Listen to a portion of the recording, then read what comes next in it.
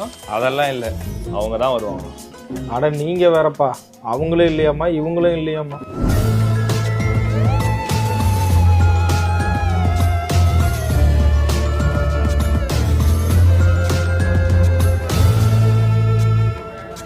ஹர்ஷினி கண்ணு சுமிட்டு. மே 4 வரைக்கும் இந்த ஹர்ஷினி கண் சிமிட்டவே மாட்டா. கண் சிமிட்டாமல் தேர்தல் முடிவுகளை அறிந்து கொள்ள நாளை காலை 6 மணி முதல் ஜட்ஜ்மெண்ட் டே உங்கள் நியூஸ்